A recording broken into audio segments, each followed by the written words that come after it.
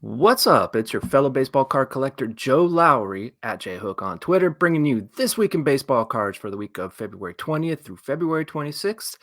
I'm here from Prospects Live to tell you all about the releases we got going on this week. So we'll start off with 2022 Panini Elite Extra Edition. Now, this is a prospect-focused release. It's scheduled to release on Friday, February 24th. And there are two hobby editions, a regular hobby box and a first off the line hobby box.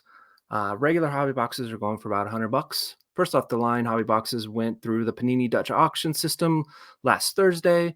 It started at $250 and it got all the way down to the floor at $100. No surprise there. Lining up basically with the price point of hobby boxes right now, pre-sale. And each configuration will give you 8 autographs plus 2 relic cards on average. So on average is code word for you may not get those 10 hits in a box. You may get more likely you'll get less, but typically you'll get 10, 10 hits per box. So the product itself is focused on the 2022 MLB draft picks, very heavily prospect focused. It's got the college or high school uniforms on, and that goes for the vets as well. You'll see, like, Frank Thomas and Bo Jackson and Barry Larkin and those types of guys in there in their college unis as well. And for the high school players, they'll say high school. You'll also get access to some of the Dominican Summer League players, some of the lesser known ones, but sometimes it's turned into well-known ones. So it's kind of fun to pull out your old Elite Extra Edition cards of yesteryear and say, oh, wow, suddenly I do know this guy and he's a top 100 prospect. So you're getting all your guys like Jackson Holliday, Drew Jones, Elijah Green, Tamara Johnson, Kumar Rocker, yada, yada, yada, on and on and on. So you're also going to have retail products, blaster boxes. Typically, you'll get 2 hits in it, whether it's autos or relics or both, one of each or something along those lines. So it's not a bad deal there. You're looking at about $10 or less per hit, depending upon what price you can get these. And if you wait long enough, these typically fall in price, sometimes as low as $70 per hobby box. So it's not a bad deal. Now, it is college or high school unis or DSL unis, and those aren't as desirable. The autos are typically sticker autos, so you won't get a ton of value there. But it gets you access to the prospects you want to chase for a good price. Now, the one thing that they added this year, which I think is kind of going on under the radar, I haven't heard it mentioned, but I haven't been paying super close attention, but it is quite interesting, is the on-campus cards. Now, these are the version of downtowns for college products that Panini does. So Panini's done this in basketball and they've done it in football, and they're pretty well liked inserts, somewhat sought after. So it's kind of cool to see these added to the Elite Extra Edition product. They have not been there in the past. They've not been in any Panini product in the past that I'm aware of. Now, good with the bad, the checklist isn't the best. They're not putting their best players in there. Some of that is because some of the bigger names are the high school players, and so this is focused on the colleges themselves, where they do have the license and can use the imagery of the colleges. But you'll find, Jack Leiter, Kumar Rocker, Brooks Lee, Colton Cowser, Kevin Parada, and then you'll find guys, the vets. I don't think anyone's really going to be that excited to chase a Fred Lynn on campus insert card. But yeah, it's an interesting product, and it's a decent value. It's fun. At the end of the day, it's a fun product to get the cards of, really, and rip at a cheap point for the prospects that you can chase in it. I will mention one thing tangentially related to this is that this appears to be the final Panini baseball product. They've lost the license to Fanatics / Topps, and there are no 2023 Panini products on the calendar. That may change, but for the moment, this looks to be the end for Panini baseball.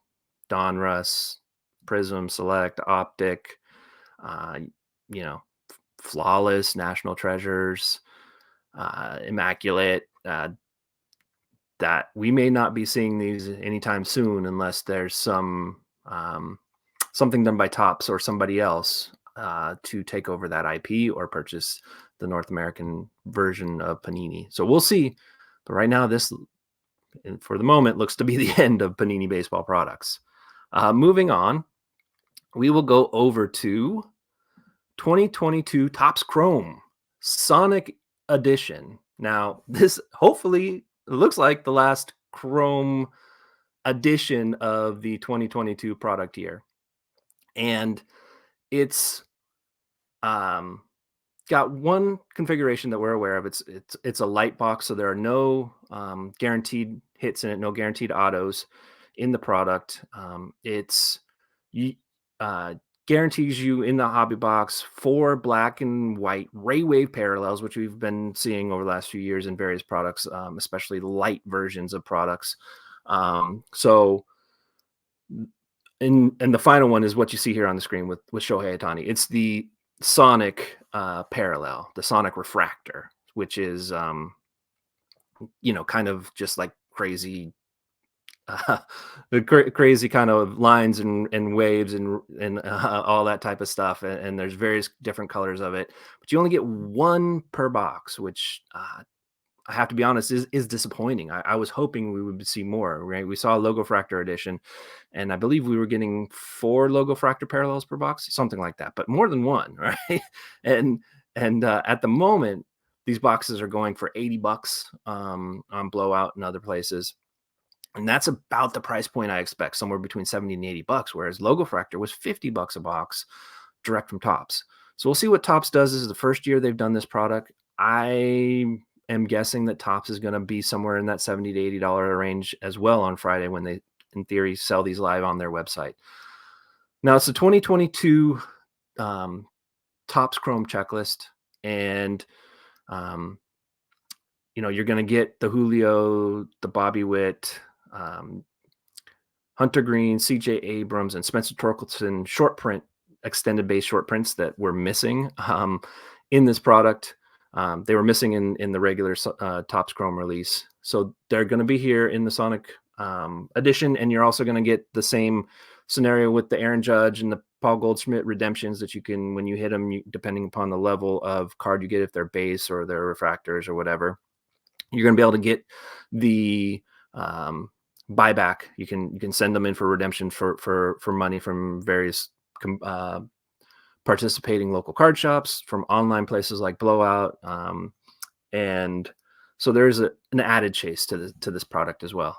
The inserts you're going to be looking at are just 2. One's called Youthquake, which is a throwback to, I believe, 96, 97 basketball, Topps Chrome basketball, and the name is escaping me for the other, the Julio expose or something like that, which is, it's in my mind the better looking insert here. I don't know. I'm not a fan so much of the Youthquake one, but it's because I wasn't collecting back then either. So I think there's going to be some nostalgia for some folks, but I'd rather have the J-Rod exposed version insert than what we see for the Youthquake. Let's see. And then, because it's the, whatchamacallit, the 2022, let's see here. It is the expose. Yeah. The 2022 Chrome and not Chrome Update. You're not getting Jeremy Pena. You're not getting Spencer Strider. There's a lot of misses on here from a checklist perspective. So I think again, just like Logo Fractor, it's really about the parallels, and you're only getting the black and white ray waves and then the Sonic. So that is a disappointment for me. I'd really want to see more Sonic refractors to make up for that lost value in kind of the weaker-ish checklist and the harder to hit short prints of J-Rod and Witt, and to a lesser degree Torque, Abrams, and Hunter Green.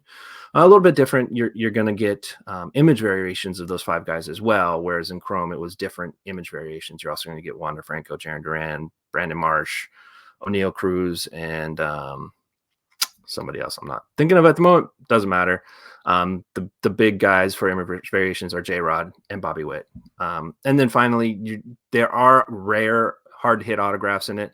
They're either dual autos or triple autos. And again, you're not getting J-Rod, Witt.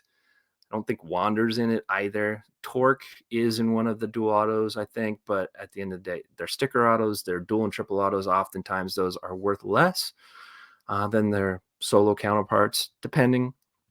And so again, I think the autos are unfortunately a miss as well. At the end of the day, I like the look of the Sonic refractor. I think it's interesting. I think it's different. I think it'd be fun. There's just not enough of them. So unfortunately, I feel like this is a product that's going to have a lot of interest right off the bat, and then get the steam is going to evaporate, and it's going to kind of lose its momentum here. We'll see. I could be completely wrong, but it's not something I'm overly interested in. So that was your look at the releases for the week of February 20th through February 26th. And this has been This Week in Baseball Cards, brought to you by Prospects Live.